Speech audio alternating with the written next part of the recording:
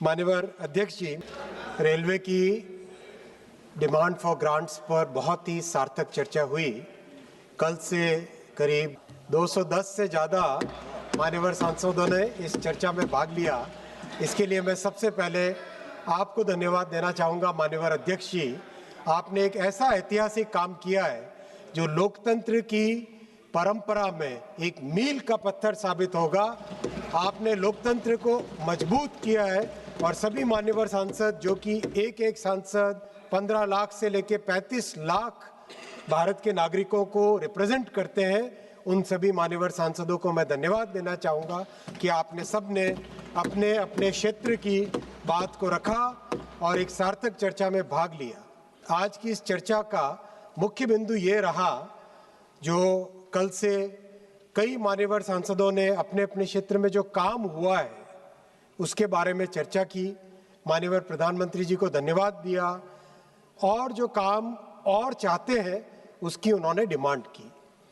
अच्छे लोकतंत्र में और एक अच्छी परफॉर्मिंग सरकार है जहां पे माननीय प्रधानमंत्री जी ने राजनीति को एक नया मोड़ दिया है, एक नया रूप दिया है। पॉलिटिक्स ऑफ वोट बैंक से हटाकर पॉलिटिक्स ऑफ परफॉर्मेंस पे लेके आए। ये उसका बहुत अच्छा एक उदाहरण है कि पिछले 2 दिनों से इस चर्चा में सभी मान्यवर सांसद अपने अपने क्षेत्र में कुछ न जो काम हुआ है उसके बारे में वो रख पाए विषय।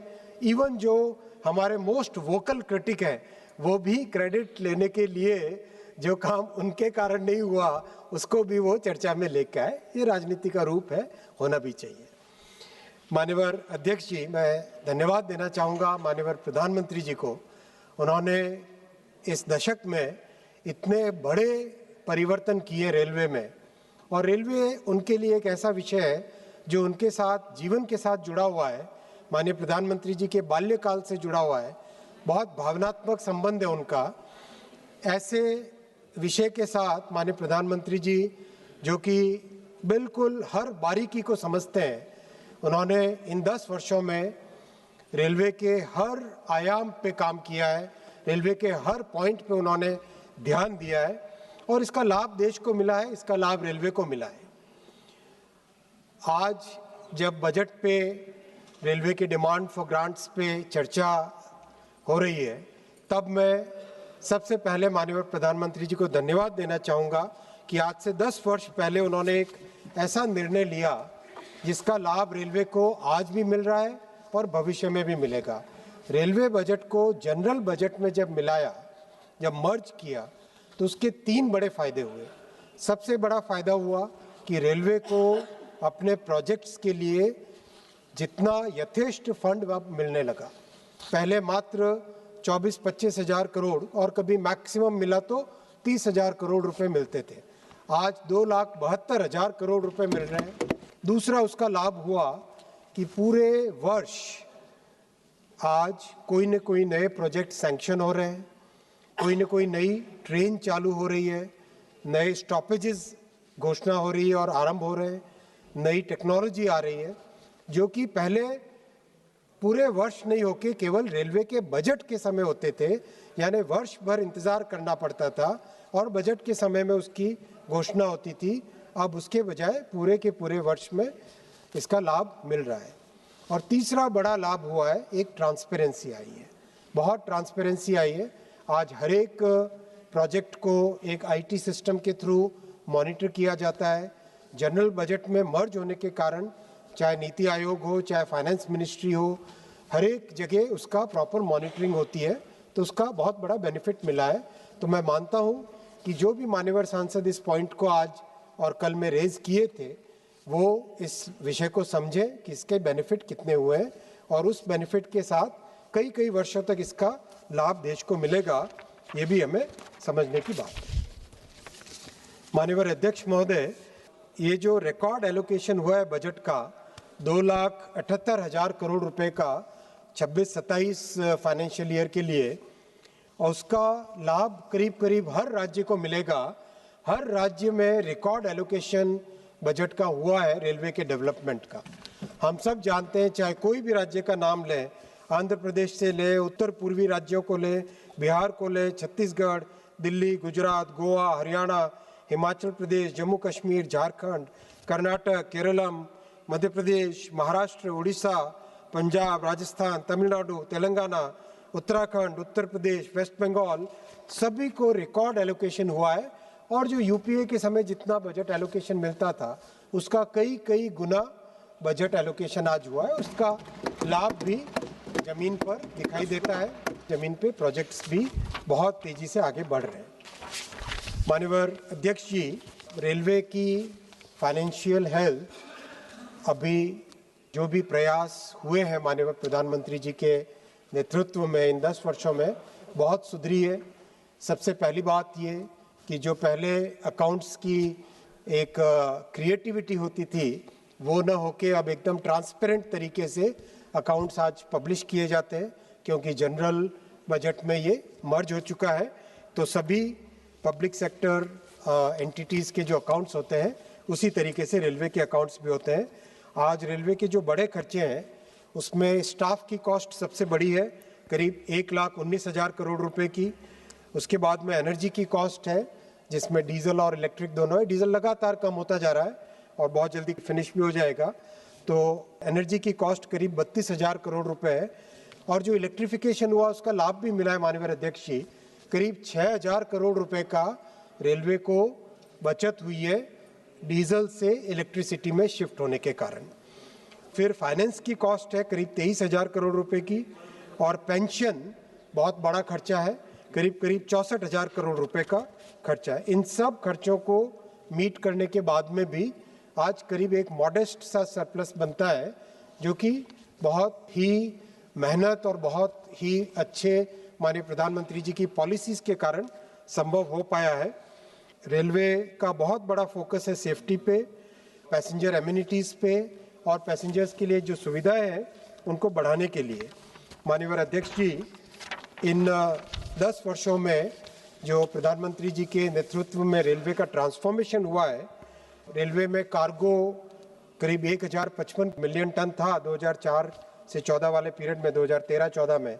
आज 1,617 मिलियन टन पिछले वर्ष, और इस वर्ष जो अभी मार्च कंप्लीट होगा इसमें 1,650 मिलियन टन से आने के कारण विश्व में रेलवे भारत की सेकंड लार्जेस्ट कार्गो कैरियर बन गया है।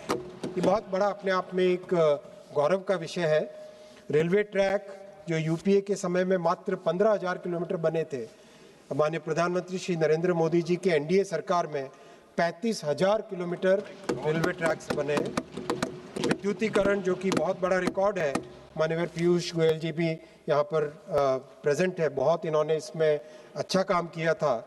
तो इलेक्ट्रिफिकेशन जो यूपीए के समय मात्र 5,200 किलोमीटर हुआ था, प्रधानमंत्री श्री नरेंद्र मोदी जी के समय में 47,000 किलोमीटर इलेक्ट्रिफिकेशन हुआ है। और करीब 99% से अधिक इलेक्ट्रिफिकेशन रेलवे का हो चुका। फ्लाईओवर और अंडरपास आरओबी आरयूबी वो करीब जहां 4,000 बने थे यूपीए के समय में, अब 14,000 आरओबी आरयूबी बने हैं। डिजिटल स्टेशन जो कि बहुत ही महत्वपूर्ण है सेफ्टी के लिए, यूपीए में मात्र 800 बने थे, अब 3,700 बने हैं इस दशक में। ऑटोमेटिक सिग्नलिंग मात्र 1,500 किलोमीटर हुई थी, वो 4,000 किलोमीटर से ज़्यादा हुई।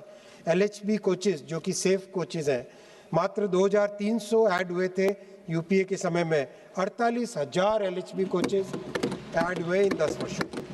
लोकोमोटिव्स मात्र 4,700 बने थे यूपीए में, 12,000 बने हैं इन 11 वर्षों। आपको सुनना पड़ेगा क्योंकि काम हुआ है, आपको सुनना पड़ेगा। इस साल का भी बनाएंगे और हर साल आपको सुनाएंगे।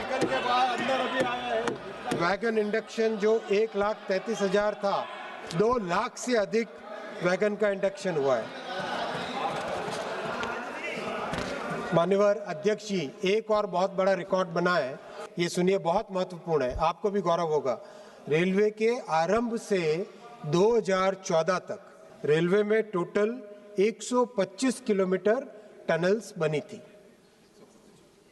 2015 के बाद में 2014-15 की शुरुआत से 486 किलोमीटर 486 किलोमीटर टनल्स बनी है। अभी एक मान्यवर सांसद पूर्वोत्तर राज्य के बता रहे थे कैसे टनल्स बना बना के कनेक्टिविटी लेके गए, वैसे ही जम्मू कश्मीर के सांसद भी बता रहे थे टनल्स ब्रिजेस को लेके ही ये कनेक्टिविटी संभव हो पाई है। और ये काम संभव हो पाया है क्योंकि प्रधानमंत्री श्री नरेंद्र मोदी जी का दृढ़ संकल्प है रेलवे को विकसित रेलवे बनाने का। माननीय अध्यक्ष जी, कई ऐसे प्रोजेक्ट जो वर्षों से पेंडिंग थे वो कंप्लीट हुए हैं। चिनाब और अंजी के ब्रिज से कश्मीर की वैली देश से जुड़ी, जिसका बहुत लाभ हुआ। हम सब ने देखा जब बहुत ही कठिन एटमॉस्फेरिक कंडीशंस थी, जब सब जगह स्नोफॉल था या लैंडस्लाइड्स थे, वहाँ पर रेलवे के माध्यम से ही कश्मीर से भारत के साथ जो कनेक्टिविटी रही, सब जगह से लोग जा सके कश्मीर वैली में, सेब का यातायात ट्रांसपोर्टेशन हो पाया। साथ ही साथ सीमेंट, रॉड, कई चीज़ों का ट्रांसपोर्टेशन रेलवे से ही हो पाया। इसी तरह से ईस्टर्न डेडिकेटेड फ्रेट कॉरिडोर भी कंप्लीट हुआ। एक मान्यवर सांसद पूछ रहे थे कि क्यों कंप्लीट नहीं हुआ था, उनको मैं बताना चाहूँगा कि 2014 से पहले फ्रेट कॉरिडोर मात्र 0 किलोमीटर हुआ था, 0। आज 2800 किलोमीटर कंप्लीट हो चुका है और आज 480 ट्रेन लगातार डेली फ्रेट कॉरिडोर पे चल रही है।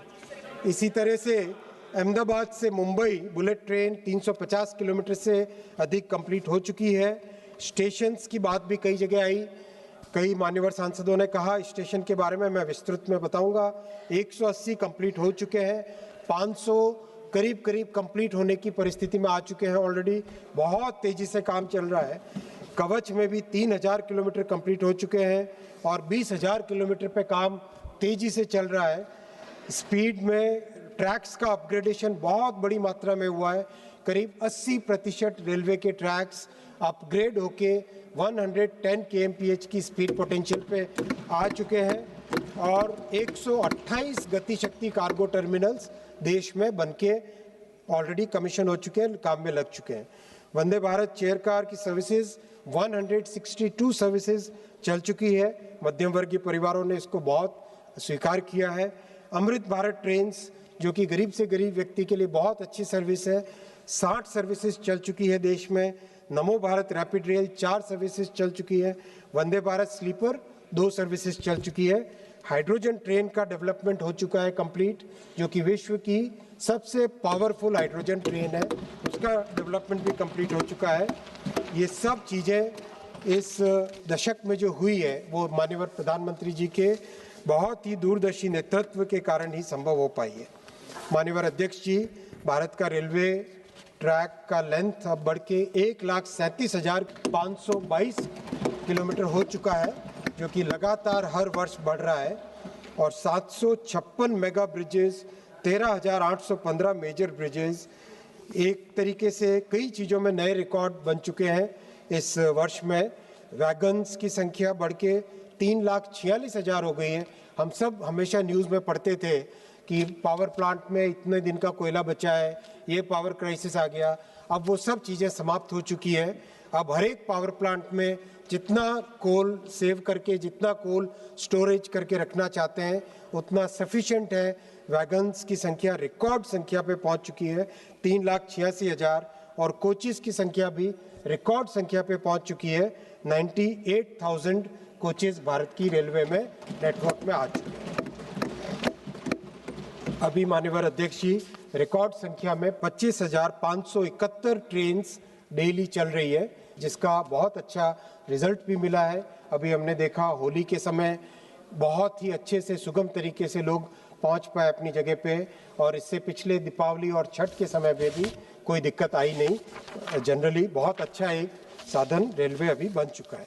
माननीय अध्यक्ष जी, सेफ्टी पे भी बहुत अधिक फोकस है और सेफ्टी के जो चारों मेजर कंट्रीब्यूटर्स हैं, ट्रैक्स का मेंटेनेंस, लोकोमोटिव्स, वैगन्स और कोचेस का मेंटेनेंस, जो ट्रेनिंग की प्रैक्टिसेस और नई टेक्नोलॉजी लाना, इन चारों पे लगातार फोकस देके एकदम मेटिकुलस प्लानिंग करके हर एक इंसिडेंट के रूट कॉज में जाकर उसको अगर टेक्नोलॉजी से सॉल्व करना है, ट्रेनिंग से सॉल्व करना है, या प्रोसेस को चेंज करके सॉल्व करना है।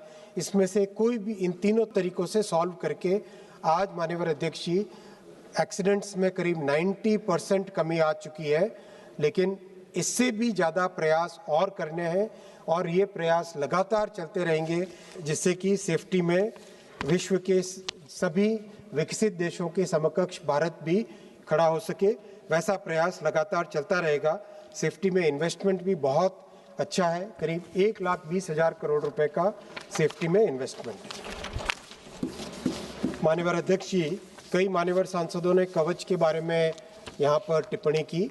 मैं उसके बारे में बहुत स्पष्ट तौर पे बताना चाहूँगा कि कवच को national automatic train protection system 2020 में घोषित किया गया।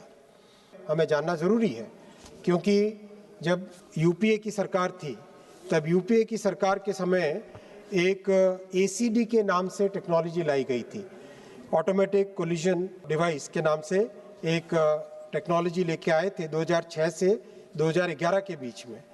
जब एकदम क्लियरली इस्टेब्लिश हो चुका था कि एसीडी से कोलिजन्स को प्रिवेंट नहीं किया जा सकता, फिर भी माननीय ममता जी, जो कि तत्कालीन रेलवे मिनिस्टर थी 2011 में, उन्होंने फिर भी एसीडी को इम्प्लीमेंट करने का डिक्लेयर किया और उन्हीं की ही सरकार के समय, यूपीए की सरकार के समय ही रेलवे के टेक्निकल लोगों ने डिक्लेयर कर दिया था कि एसीडी एक फेल्ड टेक्नोलॉजी है और उसको अबैंडन कर दिया गया था। माननीय प्रधानमंत्री श्री नरेंद्र मोदी जी ने 2014 में जिम्मेदारी लेने के तुरंत बाद में कवच का डेवलपमेंट चालू किया। 2016 में पहला पायलट हुआ, 2020 में उसको नेशनल एटीपी डिक्लेयर किया और 2020 से 2024 के बीच में जितनी भारत की सभी विषम परिस्थितियां हैं, विभिन्न परिस्थितियां हैं, उन सब को ध्यान में लेते हुए कवच का डेवलपमेंट कंप्लीट हुआ। 16 जुलाई 2024 को कवच 4.0 को टेक्निकली क्वालिफाई किया गया, अप्रूव किया गया और उसके तुरंत बाद में जुलाई 2024 के तुरंत बाद में करीब 20,000 किलोमीटर का काम हाथ में लिया गया है, करीब 8,000 लोकोमोटिव्स का काम हाथ में लिया गया है। और ये बहुत मैं जिम्मेदारी के साथ कहना चाहूँगा, कवच केवल एक डिवाइस नहीं है, कवच एक पूरा सिस्टम है। कवच is like installing complete telecom का नेटवर्क, उस तरह का काम है कवच को इंस्टॉल करना। इसमें ऑप्टिकल फाइबर केबल लगता है, ट्रैक के साथ ही साथ हर एक स्टेशन पे डेटा सेंटर बनता है, हर 2.5 से 3 किलोमीटर पे टेलीकॉम के टावर्स लगते हैं, हर एक ट्रैक पे कुछ मीटर्स पे एक कवच का डिवाइस लगता है और लोकोमोटिव के ऊपर कवच का डिवाइस लगता है। It's a very complete system, it's a very complex system. Being a technocrat, I can say with full responsibility कि इस कंप्लीट सिस्टम को लगाने के लिए हमारे प्रयास बहुत अच्छे हैं और जो विश्व में समृद्ध देश है, जिन्होंने 20 वर्ष लगाए इस तरह की टेक्नोलॉजी को कंप्लीटली अपने नेटवर्क्स में लगाने का, उससे बहुत कम समय में भारत में ये टेक्नोलॉजी सब जगह लगने का पूरा काम तेजी से चल रहा है। माननीय अध्यक्ष जी, मेरे इस चर्चा के जवाब में करीब 10 पॉइंट है। 10 में से पहला पॉइंट बजट और सेफ्टी पे रखा। दूसरा पॉइंट माननीय अध्यक्ष जी मैं रखना चाहूँगा, जो हमारे एनडीए सरकार का और विशेषकर माननीय प्रधानमंत्री श्री नरेंद्र मोदी जी का हमेशा से संकल्प रहा है, गरीब से गरीब परिवार के जीवन में खुशियाँ लाना, हर वंचित वर्ग को उनका अधिकार दिलाना, ये माननीय प्रधानमंत्री श्री नरेंद्र मोदी जी की राजनीतिक विचारधारा है और ये भारतीय जनता पार्टी की और ये एनडीए सरकार की सबसे मूल पॉलिटिकल थॉट है और इसी थॉट पे हर काम होता है। और रेलवे भी गरीब की सवारी है, मध्यम वर्ग की सवारी है और ये मैं आपको बहुत स्पष्ट तौर पे बताना चाहूँगा कि कई मान्यवर सांसदों ने एक फॉल्स नैरेटिव क्रिएट करने की कोशिश की। आज मैं स्पष्ट तौर पे बताना चाहूँगा कि रेलवे में जनरल कोच का जो फॉल्स नैरेटिव कई मान्यवर सांसदों ने उठाने की कोशिश की, वो एकदम गलत है। आज भी रेलवे में जनरल कोच और स्लीपर कोच 70% है टोटल कोचेस की संख्या का, 70% है। एक मान्यवर सांसद ने पूछा कि आपने 2 वर्ष पहले डिक्लेयर किया था कितने कोच जनरल के लगाए? मैं आपको एकदम स्पेसिफिक जवाब दूंगा। 2024-25 में 1250 एक्स्ट्रा जनरल कोच लगाए। जो नॉर्मल ट्रेन में 2+2 नॉर्मल जो लगते हैं, उसके अलावा 1250 एक्स्ट्रा जनरल कोच लगाए। और जो करंट फाइनेंशियल ईयर चल रहा है 2025-26, इसमें 860 एक्स्ट्रा जनरल कोच लगाए। आप ये फॉल्स नैरेटिव न चलाएं। हमारी प्रतिबद्धता गरीबों के प्रति है और ये हर कार्यक्रम में दिखाई देता है, चाहे उज्ज्वला हो, चाहे हर घर अनाज पहुंचाना हो, चाहे टॉयलेट का कंस्ट्रक्शन हो, चाहे पक्के मकानों का कंस्ट्रक्शन हो, चाहे 80 करोड़ परिवारों का। आज माननीय अध्यक्ष जी, हर जगह गरीब से गरीब घर में आज ये बात है, स्पष्ट रूप से स्थापित हो चुकी है कि अगर गरीब माँ का बेटा अगर शहर में काम कर रहा है, वो समय पे पैसे न पहुंचा पाए अपने घर, फिर भी वो माँ जानती है कि उसका एक बेटा है नरेंद्र मोदी, जो कि महीने के महीने उसके पास राशन पहुंचाता है, उसकी सेवा का ध्यान रखता है, उसके हर प्रकार के कल्याण के लिए वो समर्पित है। वही रेलवे में भी माननीय प्रधानमंत्री श्री नरेंद्र मोदी जी का समर्पण है, गरीब के लिए, मध्यम वर्ग के लिए। माननीय अध्यक्ष जी, और इसी गरीब की सेवा की भावना के साथ ही अमृत भारत ट्रेन का डेवलपमेंट किया गया। अमृत भारत ट्रेन एकदम मॉडर्न ट्रेन है। एब्सोल्युटली जो फैसिलिटीज, जो टेक्नोलॉजी वंदे भारत ट्रेन में है, वही टेक्नोलॉजी अमृत भारत के ट्रेन्स में है। लेकिन माननीय अध्यक्ष जी, 1000 से अधिक किलोमीटर की यात्रा मात्र 450 रुपए में हो जाती है।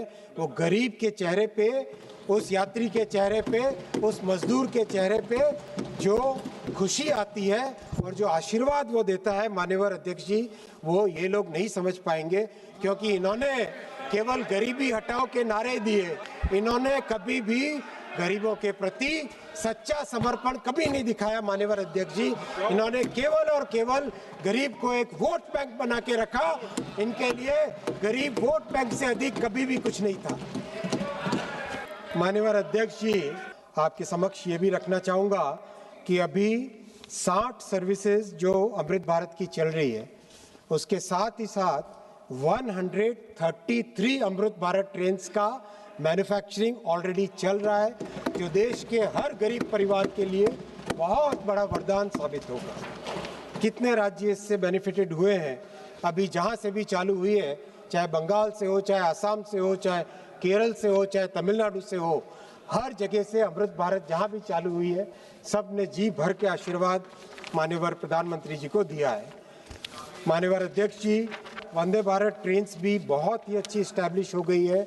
आज हर एक मान्यवर सांसद जब भी मिलते हैं, चाहे यहाँ पे अपने भाषण में कभी कभी वो विरोध करते हैं, चाहे उसका क्रिटिसिज्म करते हैं, लेकिन जब मिलते हैं तब उनको चाहिए वंदे भारत ट्रेन। वही डिमांड वही करते हैं।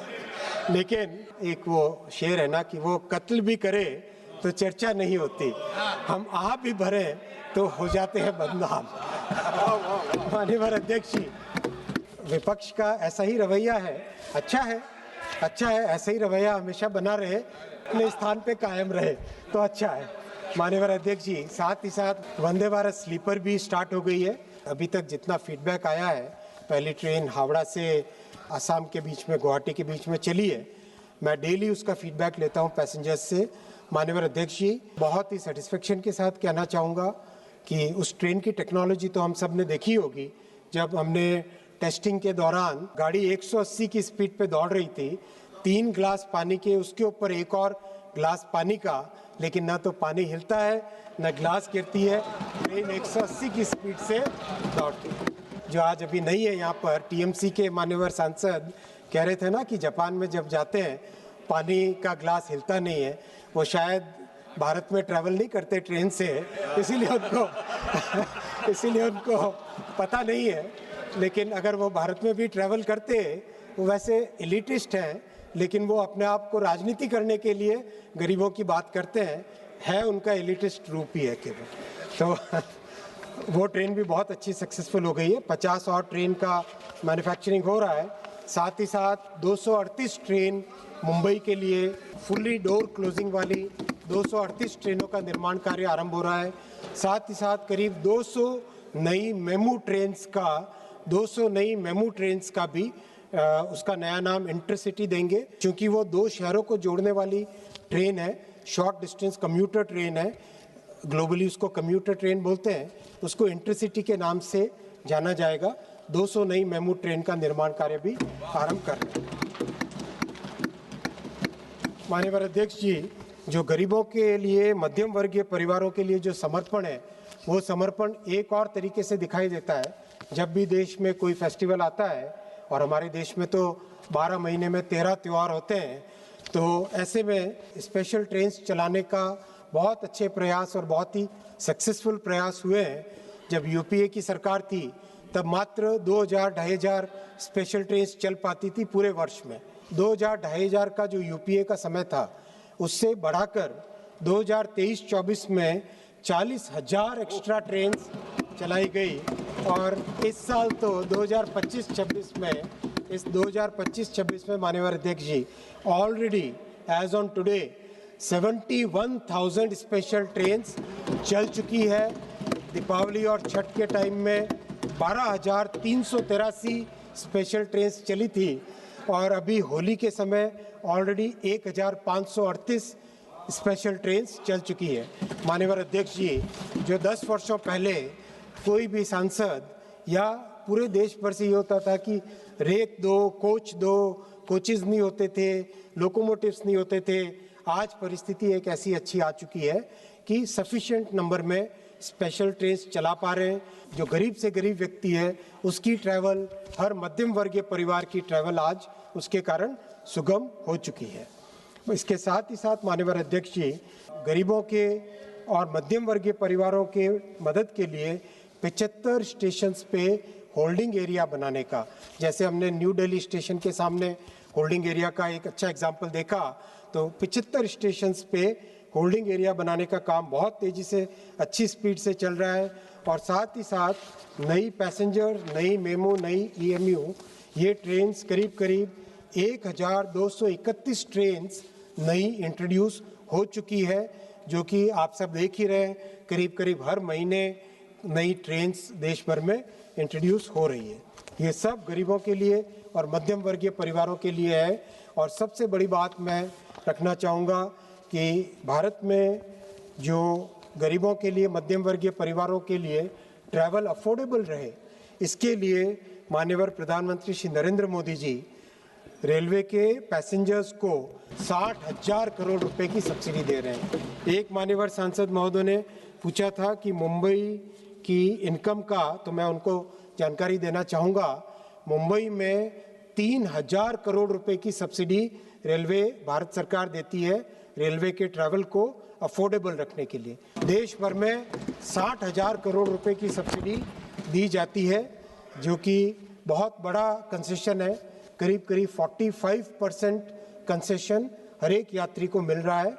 और ये बहुत ही बड़ा, हमारे जो पड़ोसी देश हैं, पाकिस्तान, बांग्लादेश और श्रीलंका, उससे भी सस्ती भारत की टिकट्स हैं, जबकि भारत की रेलवे बहुत अच्छी क्वालिटी की हो चुकी है।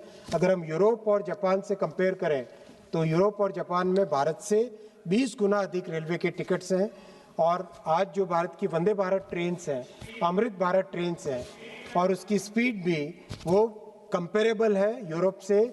आने वाले समय में जापान से भी बुलेट ट्रेन की कंपेरेबल हो जाएगी। तो माननीय अध्यक्ष, ये दूसरा विषय था कि रेलवे गरीब की सवारी है, मध्यम वर्ग की सवारी है, और गरीबों के लिए समर्पित है, मध्यम वर्गों के लिए समर्पित है।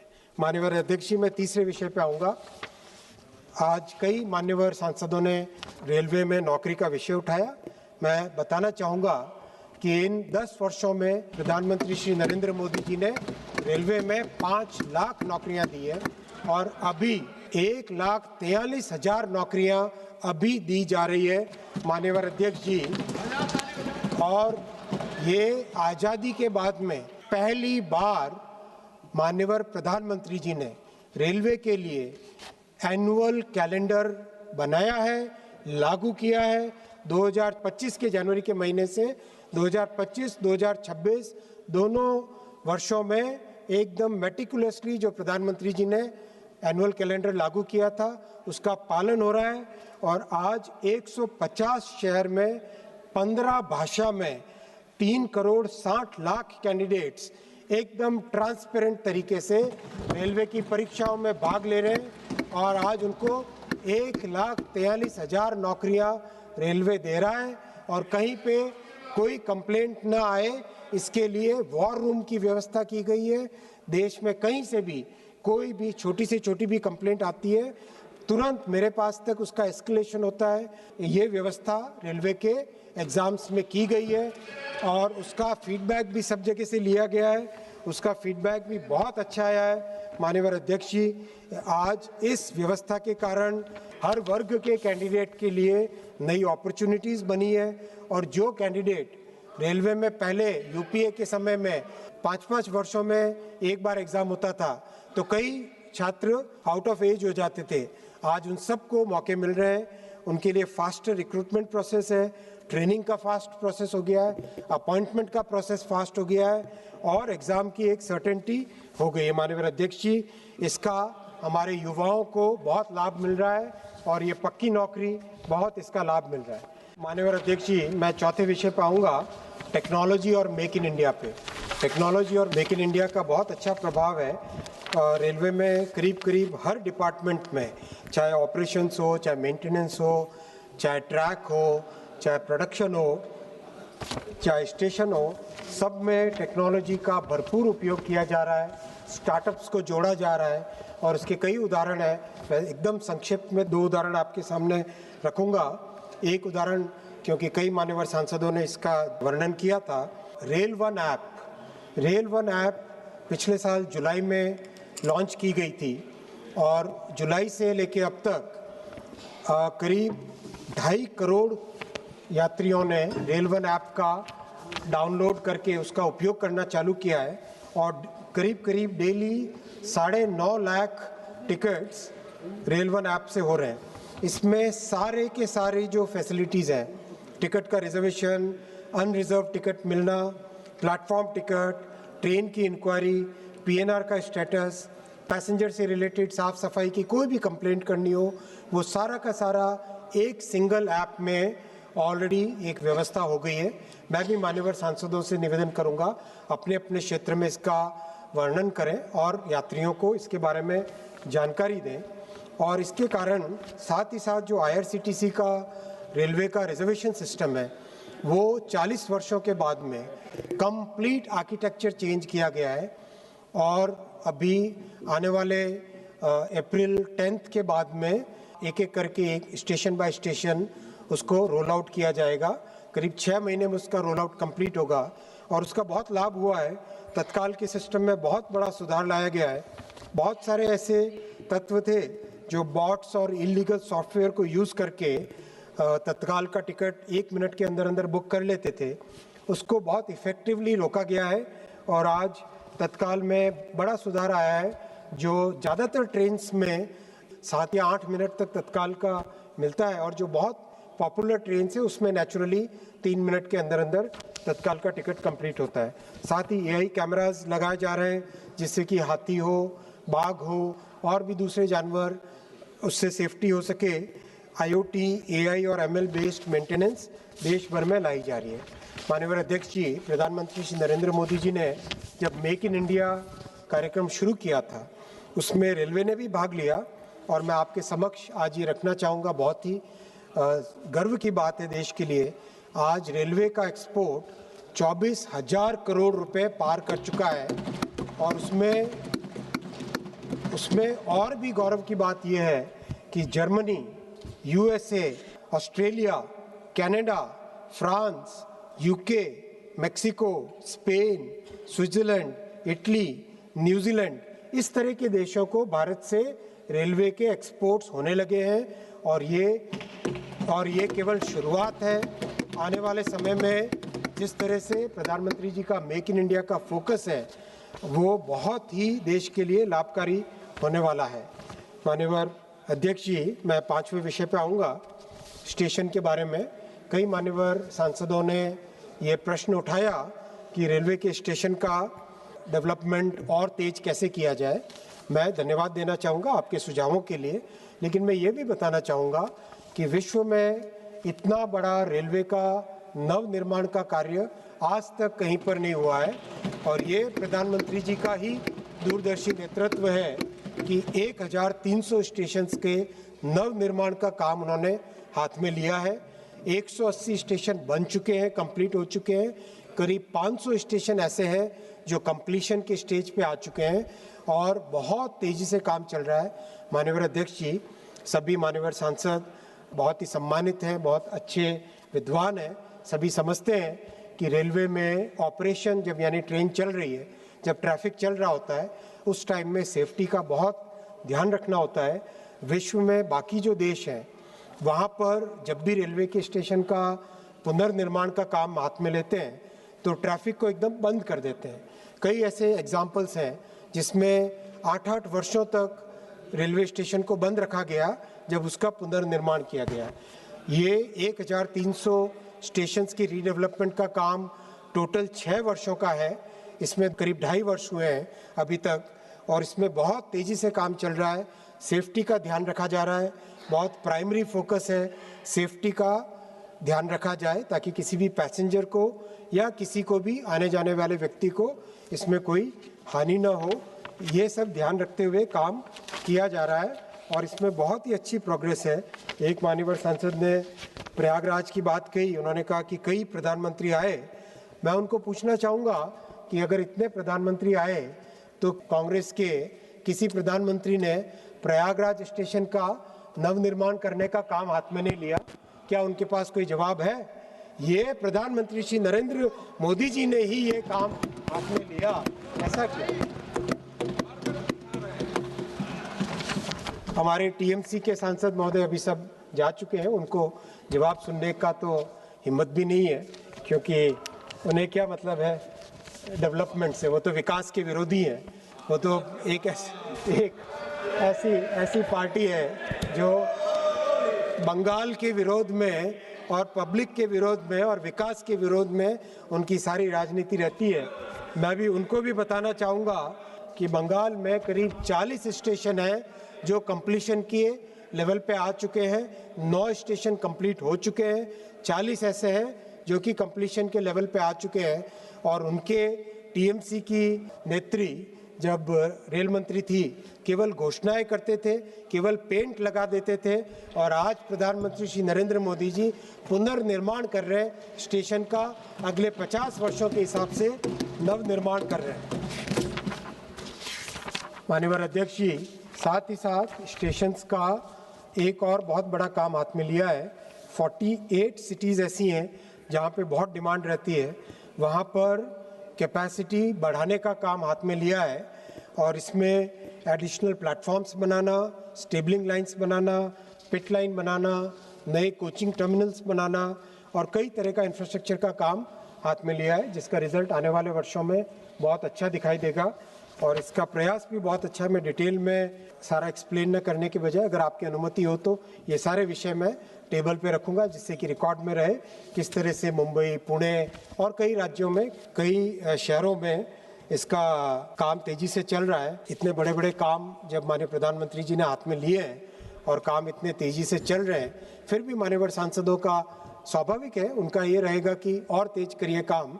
लेकिन मैं इतना ही कहना चाहूँगा, जैसा किसी एक शायर ने कहा है, जब से मैं चला मेरी मंजिल पर नज़र है, जब से मैं चला मेरी मंजिल पर नज़र है, इन आँखों ने कभी मील का पत्थर नहीं देखा।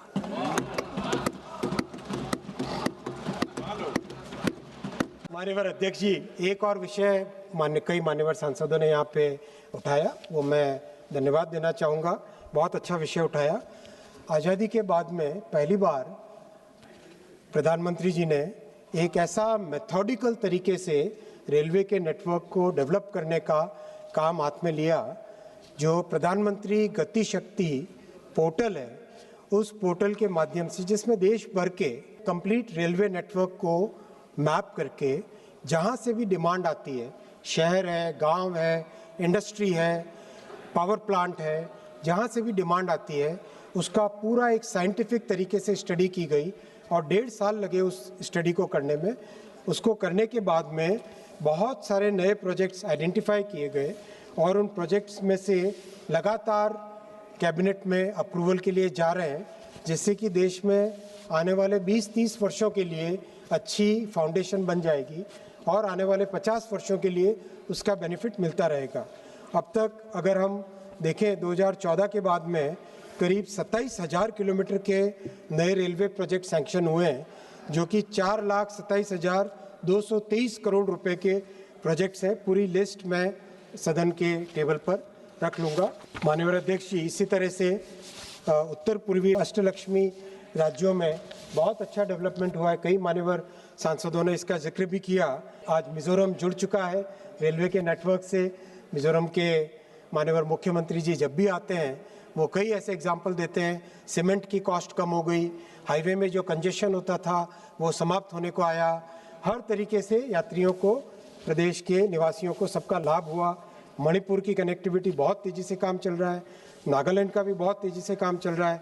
मेघालय में कुछ समस्या है, माननीय मुख्यमंत्री जी से निवेदन भी किया है कि वो तैयार करें लोगों को, लेकिन काम चालू नहीं हो पाता है वहाँ पे।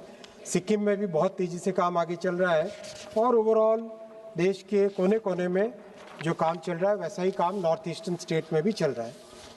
माननीय अध्यक्ष जी, मैं छठे विषय पे आऊँगा। छठे विषय में हमारे देश की जो सांस्कृतिक विरासत है मैं उसका वर्णन करना चाहूँगा। किस तरह से भारत की सांस्कृतिक विरासत को कांग्रेस ने हमेशा भुला दिया था। एक तरीके से एक इन्फीरियोरिटी कॉम्प्लेक्स लाने का प्रयास रहता था। जो भी भारत का पर्व है, जो भी भारत की भाषा है या जो भी भारत की वेशभूषा है, उस पे कांग्रेस के समय में एक तरीके से एक हीन भावना से देखा जाता था। लेकिन जब से प्रधानमंत्री श्री नरेंद्र मोदी जी ने देश की जिम्मेदारी संभाली, उन्होंने सबसे पहले प्राथमिकता दी भारत की संस्कृति पे, भारत के त्योहारों पे, भारत के भाषाओं पे। और आज उसका परिणाम है कि हर डिपार्टमेंट, चाहे टूरिज्म डिपार्टमेंट हो, चाहे रेलवे डिपार्टमेंट हो, चाहे शिक्षा हो, हर एक डिपार्टमेंट में एक तरीके से एक बड़ा परिवर्तन आया है, जिससे कि भारत के प्रति जो पुरानी हीन भावना कांग्रेस ने रखने की असफल प्रयास था, मैकॉले के समय से कांग्रेस की ही भावना चली आ रही थी, वो प्रयास सफल हो नहीं पाए थे। उसको भी प्रधानमंत्री जी ने परिवर्तन करने का एक बहुत अच्छा काम हाथ में लिया है। उसी काम को आगे बढ़ाने के लिए आने वाले 2 वर्षों 3 वर्षों में जो बड़े कुंभ होने वाले हैं, नासिक में, उज्जैन में, हरिद्वार में, राजमुंद्री में और कुंभकोणम में, उन सब के लिए बहुत अच्छे प्रयास किए जा रहे हैं। बहुत करीब हर एक के डिटेल्ड व्यवस्था की गई है, सबके लिए मास्टर प्लान बनाए गए। जैसे नासिक है तो नासिक में नासिक रोड, देवलाली, ओढ़ा, खेरवाड़ी, कस्बे सुकेने, इन सब स्टेशंस के लिए विशेष प्रयत्न किए जा रहे हैं। 17 नए आरओ भी बन रहे हैं, 19 नए अंडरपासेस बन रहे हैं, कई जगह डबलिंग हो रही है, कई जगह ऑटोमेटिक सिग्नलिंग का काम हो रहा है। ओवरऑल बहुत सारा काम हो रहा है। वैसे ही उज्जैन के लिए Pingleshwar station, Vikramnagar station, Chintaman Ganesh, Naikhedi railway station, फिर उज्जैन फतेहाबाद चंद्रावतीगंज की डबलिंग, इंदौर और उज्जैन को मिलाकर एक सेंट्रल कंट्रोल सेंटर बनाना, इस तरह से बहुत सारे काम हाथ में लिए हैं। हरिद्वार के लिए भी, हरिद्वार के स्टेशन को, हरिद्वार की कैपेसिटी को उत्तराखंड से भी और उत्तर प्रदेश से भी कंप्लीट उसकी कनेक्टिविटी को आगे बढ़ाने का काम हाथ में लिया है। गोदावरी पुष्करम के लिए राजमुंद्री, गोदावरी, कोवूर, इन स्टेशंस पे बहुत सारा काम हाथ में लिया है। कुंभकोणम महामहम के लिए जो कि तमिलनाडु में है, उसके लिए भी बहुत सारे काम हाथ में लिए हैं। एक नया स्टेशन बनाया जा रहा है उसके लिए, तिरुनागेश्वरम, और कुंभकोणम स्टेशन के लिए भी बहुत सारे काम हाथ में लिए। तो एक तरीके से जितना प्रयास हो सके भारत की संस्कृति को, भारत के गौरव को, हजारों वर्षों का जो हमारा इतिहास है, जिस इतिहास को पहले मुगलों ने और उसके बाद में अंग्रेजों ने और उसके बाद में कांग्रेस ने भुलाने की कोशिश की, उसको फिर से रिवाइव करना और भारत फिर से वही समृद्ध देश बने, वही सशक्त देश बने और वही भारत माता की जय और भारत माता के जयकारे देश भर में लगे, वो दिन बहुत जल्दी आएगा। माननीय प्रधानमंत्री श्री नरेंद्र मोदी जी 2047 तक भारत को वही वैभव दिला के रहेंगे।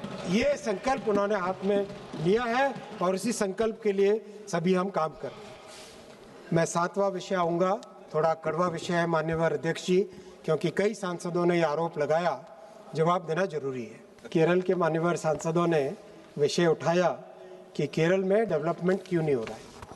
मैं उनसे कहना चाहूँगा कि वो केरल की सरकार को पूछे, और केवल आज की सरकार को नहीं, केरल में एक प्रथा रही है, एक बार कांग्रेस एक बार लेफ्ट। तो जो 25-25 वर्षों से काम नहीं हो पा रहा है, छोटे से लैंड एक्विजिशन को भी ये सरकारें नहीं हो पाती है, उनके लिए मैं कहना चाहूँगा ये कम्युनिस्ट कांग्रेस पार्टी की सरकारें केरल में चल रही है। ये सीसीपी की सरकार है, उन दोनों पार्टियों के बीच में एक गठजोड़ है, एक अंडरस्टैंडिंग है।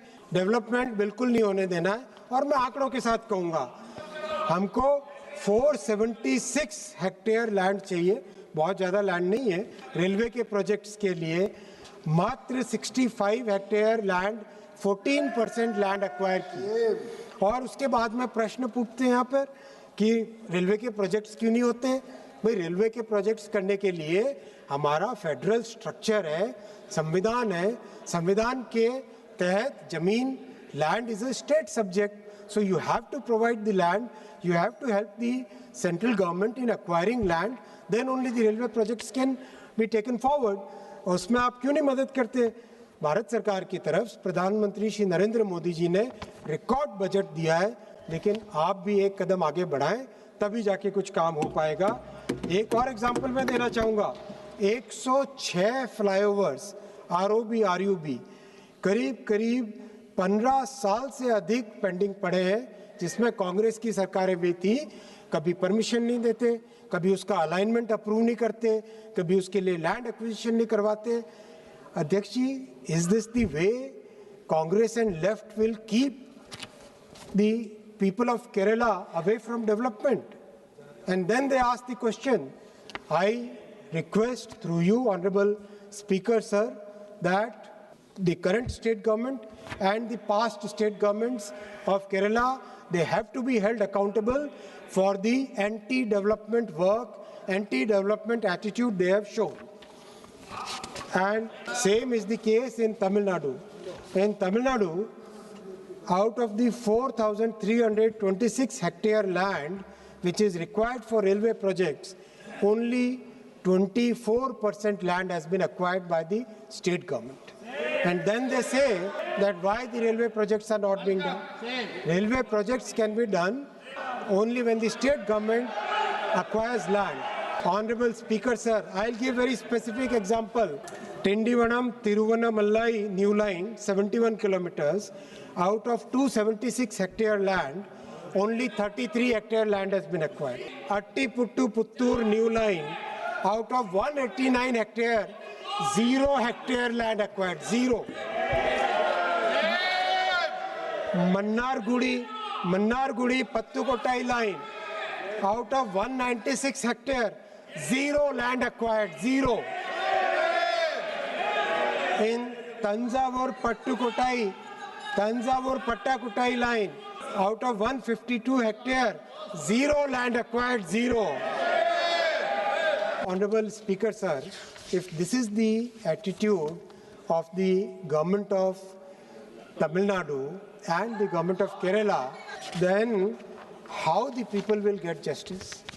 That is my question to the honorable MPs who were trying to raise this point. I'll now come to West Bengal, and I wish the TMC MPs would have been present here. माननीय अध्यक्ष जी, मैं बहुत जिम्मेदारी के साथ कह रहा हूँ, पश्चिम बंगाल की फासिस्ट सरकार ने पश्चिम बंगाल के साथ बड़ा अन्याय किया है। उनके पश्चिम बंगाल में 60 ऐसे प्रोजेक्ट है रेलवे के, जो पश्चिम बंगाल की सरकार ने, फासिस्ट सरकार ने, विकास विरोधी सरकार ने उसको रोक के रखा है, उसको आगे नहीं आने देते, उसके लिए जमीन नहीं रहने देते। माननीय अध्यक्ष जी, मैं आपको स्पेसिफिक एग्जांपल दूंगा। एक मान्यवर सांसद जो अभी उपस्थित नहीं है, स्वागतदा, उन्होंने कहा कि कोलकाता की मेट्रो का डेवलपमेंट क्यों नहीं हुआ। मैं उनको बताना चाहूंगा 40 साल में 1972 से लेकर 2014 तक मात्र 28 किलोमीटर का काम किया तत्कालीन सभी सरकारों ने मिलकर। यह प्रधानमंत्री श्री नरेंद्र मोदी जी है जिन्होंने इन 11 वर्षों में 45 किलोमीटर का काम किया है कोलकाता की मेट्रो का, और उससे ज्यादा काम हो सकता था, लेकिन बेलघट्टा से एयरपोर्ट के सेक्शन पे चिंगड़ी घट्टा में 12 महीने हो गए, पूरा उसका डाइवर्जन रोड बनी हुई है। कलकत्ता की सरकार, वेस्ट बंगाल की विकास विरोधी सरकार, फासिस्ट सरकार उसके लिए परमिशन नहीं देती। माननीय अध्यक्ष जी, टीएमसी की महुआ मोइत्रा जी ने अपने मेडन भाषण में फासिज्म की व्याख्या की थी, तो वो आज फासिस्ट सरकार अगर स्वयं है तो कहने में शर्म नहीं आनी चाहिए हमें। माननीय अध्यक्ष जी, मोमिनपुर से एस्प्लेनेड 3.5 वर्षों से परमिशन नहीं है, बारानगर से बरकपुर एनओसी नहीं दिया है, न्यू बरकपुर से बारासात लैंड एक्विजिशन नहीं किया है, सॉल्ट लेक से हल्दीराम तक उन्होंने परमिशन नहीं दी है, 99 फ्लाईओवर्स का कंस्ट्रक्शन पेंडिंग है। माननीय अध्यक्ष जी, ये विकास विरोधी सरकार पश्चिम बंगाल की है और पश्चिम बंगाल की जनता उस विकास विरोधी सरकार को उखाड़ फेंकेगी। मान्यवर, मैं 8वें विषय पे आता हूँ। आज का भारत एस्पिरेशनल देश है माननीय अध्यक्ष जी। इस देश में बहुत बड़ी आशाएं हैं और कई मान्यवर सांसदों ने पक्ष में, विपक्ष में, अपक्ष में सभी ने कई ऐसे उदाहरण दिए कि किस तरह से देश के रेलवे सिस्टम को डेवलप करने के लिए कई नए एग्जाम्पल्स दिए उन्होंने, और उनकी आशा भी है और देश की आशाएं भी मोदी जी से ही है, विपक्ष की आशाएं भी मोदी जी से ही है।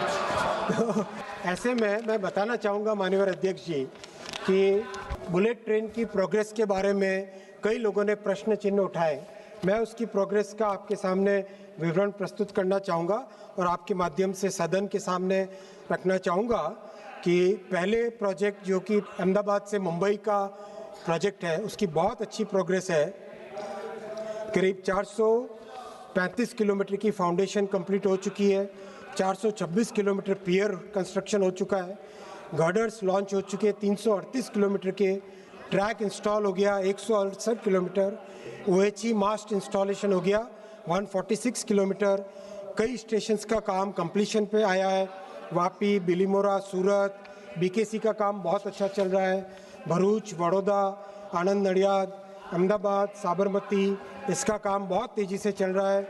17 नदियों पे ब्रिज बन चुका है, डरोथा नदी पे, दमनगंगा पे, कोलक पे, पार पे, औरंगा पे, खरेरा पे, कावेरी नदी पे, वेंगनिया पे, अंबिका नदी पे, पूर्णा नदी पे, मेंदोला नदी पे, तापी पर, किम नदी पे, नर्मदा जी पर काम चल रहा है बहुत तेज़ी से, दादर नदी पे, विश्वामित्री पर, माही नदी पर काम चल रहा है तेज़ी से, मोहर नदी पर कंप्लीट हो गया, वात्रक नदी पे कंप्लीट हो गया, मेशवा पे कंप्लीट हो गया, साबरमती पे बहुत तेज़ी से काम चल रहा है। और जिस तरह से कोलकाता में पहली अंडर रिवर टनल बनी, वैसे ही अब भारत में पहली अंडर सी टनल, समुद्र के नीचे टनल 21 किलोमीटर की इस बुलेट ट्रेन के प्रोजेक्ट के तहत काम बहुत तेज़ी से चल रहा है। 5 किलोमीटर बन चुकी है और जो 7 टनल्स है जो इसमें से करीब 2 में ब्रेक थ्रू हो चुका है, 5 में बहुत एडवांस चल रहा है प्रोग्रेस। और माननीय अध्यक्ष जी, जो ग्लोबल स्टैंडर्ड्स हैं बुलेट ट्रेन के, 350 किलोमीटर पर आवर की स्पीड पे ये ट्रेन दौड़ेगी। मुंबई से अहमदाबाद 1 घंटे 57 मिनट में पहुंचेगी। अगले वर्ष 2027 में पहला सेक्शन प्रोजेक्ट कमीशन करने का टारगेट लिया हुआ है, जिसमें बहुत तेज़ी से काम चल रहा है। साथ ही साथ इस बार माननीय प्रधानमंत्री जी ने, माननीय वित्त मंत्री जी ने और 7 नए बुलेट ट्रेन्स का डिक्लेयर किया है इस बजट में। उसके लिए भी बहुत तेज़ी से आगे काम बढ़ चुका है। इन 7 नए बुलेट ट्रेन से भारत में बुलेट ट्रेन कॉरिडोर की लेंथ करीब 4000 किलोमीटर हो जाएगी और उसका देश में बहुत अच्छा प्रभाव होगा। मध्यम वर्गीय परिवारों को, गरीब परिवारों को एक बहुत सुगम, भाई आपकी तरह गरीबी हटाओ का नारा लगाने वाली सरकार नहीं है, गरीबों के लिए काम करने वाली सरकार है।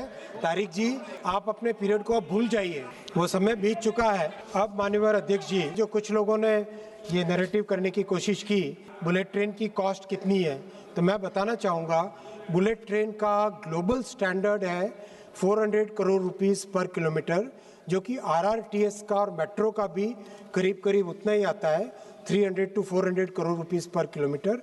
और भारत की जो बुलेट ट्रेन बन रही है वो भी उसी बेंचमार्क पे है, बल्कि उस बेंचमार्क में जबकि पहली बार ये प्रोजेक्ट बन रहा है तो भी इतना अच्छा इसमें ध्यान रखा गया है कॉस्ट पे कि पहले ही प्रोजेक्ट में ग्लोबल बेंचमार्क को अचीव कर रहे हैं।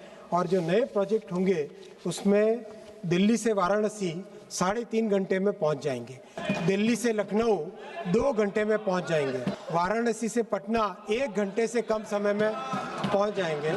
अध्यक्ष जी, मुंबई और पुणे प्रैक्टिकली दोनों मर्ज हो जाएंगे, 48 मिनट्स में मुंबई से पुणे की जर्नी होगी। माननीय अध्यक्ष जी, पुणे से हैदराबाद 2 घंटे की जर्नी रहेगी, हैदराबाद से बेंगलुरु 2.5 घंटे की जर्नी हो जाएगी, और हैदराबाद से चेन्नई वाया अमरावती 3.5 घंटे की जर्नी हो जाएगी।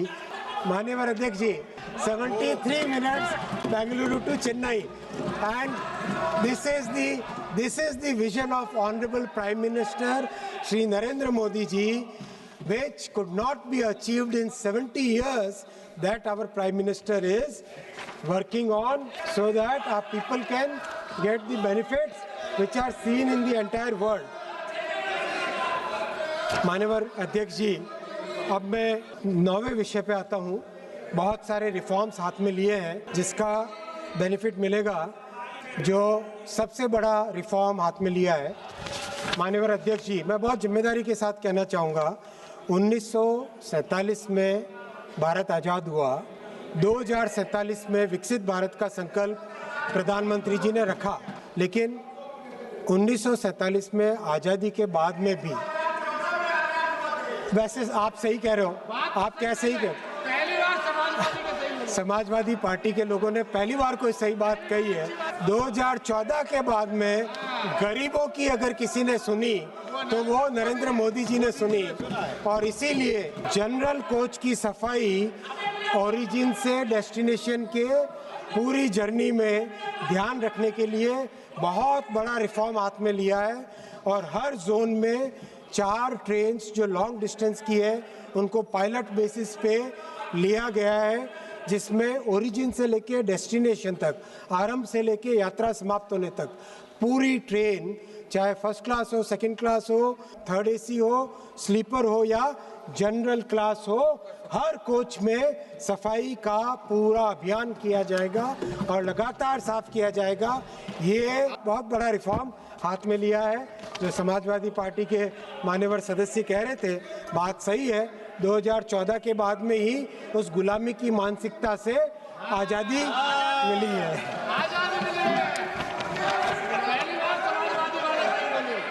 और आपका सफाई हो जाएगा, फिर से आपका सफाई हो जाएगा।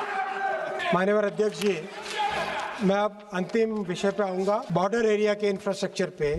कांग्रेस के डिफेंस मिनिस्टर प्रसिद्ध हैं, जिन्होंने कहा था कि ऐसे रक्षा मंत्री थे विभूति, जिन्होंने कि ये कहा था कि बॉर्डर एरिया में कोई इंफ्रास्ट्रक्चर नहीं बनाना चाहिए क्योंकि चीन के लोग उसके उपयोग करके आ जाएंगे। ये कांग्रेस की सोच थी।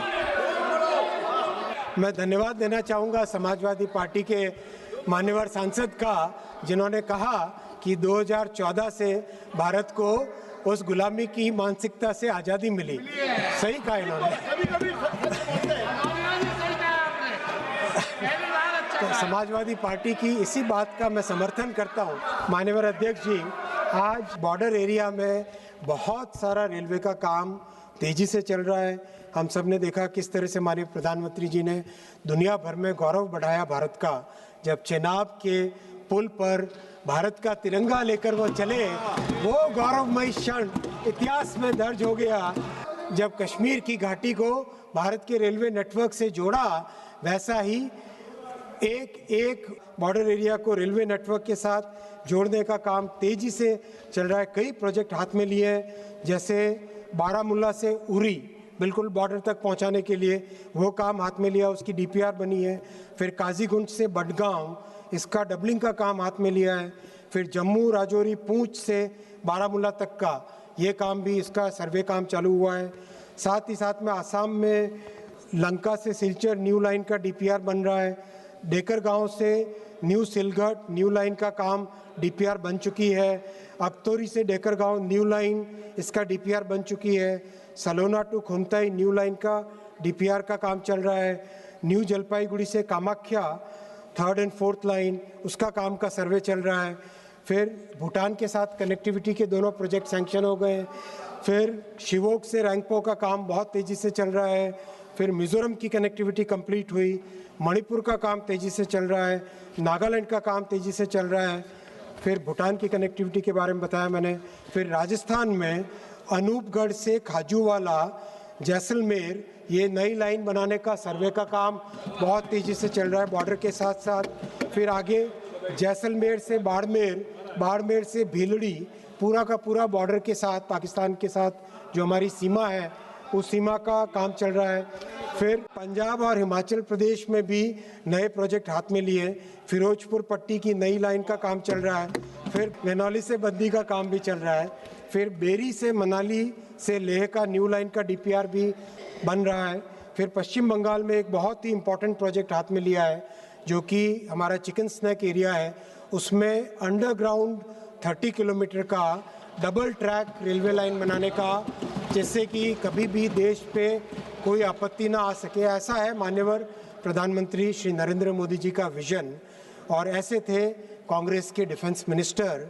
इसीलिए बहुत स्पष्ट तौर पे ये सिद्ध हो चुका है माननीय अध्यक्ष जी कि मोदी जी ही इस देश के लिए जो अच्छा काम करना है उन्हीं के द्वारा ही संभव है, और मोदी है तभी मुमकिन है।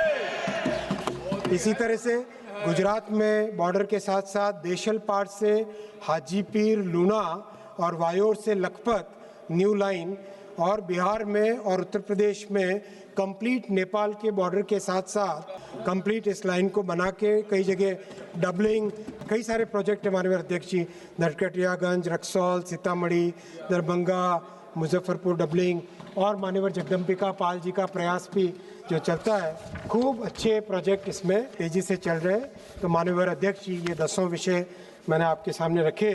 अध्यक्ष जी, मैं धन्यवाद देना चाहूँगा उन 12.5 लाख कर्मचारियों को भी, जो कि चाहे दिवाली हो, छठ हो, होली हो, हर एक समय में, हर फेस्टिवल में अपने परिवारों से दूर रह के वो हमेशा काम में लगे रखते हैं। चाहे लोको पायलट्स हो, चाहे ट्रैकमैन हो, चाहे सिग्नलिंग के इंस्पेक्टर्स हो, चाहे पॉइंट्समैन हो, चाहे कंट्रोलर हो, चाहे स्टेशन मास्टर्स हो, हर एक कैटेगरी के लोग, चाहे अधिकारी हो चाहे कर्मचारी हो, जो देश में बहुत ही श्रद्धा के साथ, बहुत ही तन्मयता के साथ, बहुत ही मेहनत के साथ काम करते हैं।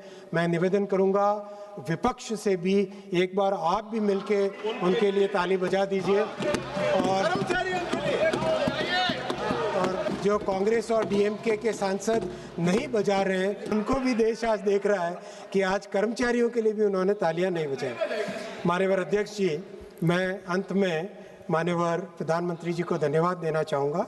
मैं तो एक सिंपल सा टेक्नोक्रेट हूँ, बहुत साधारण कार्यकर्ता हूँ। उन्होंने जो सेवा करने का मौका दिया माननीय अध्यक्ष जी, जैसे प्रभु श्री राम ने जब पुल बनाया था तब कई लोगों ने उसमें पुल में काम किया। एक छोटी सी गिलहरी भी थी जिस गिलहरी ने अपना छोटा सा योगदान दिया।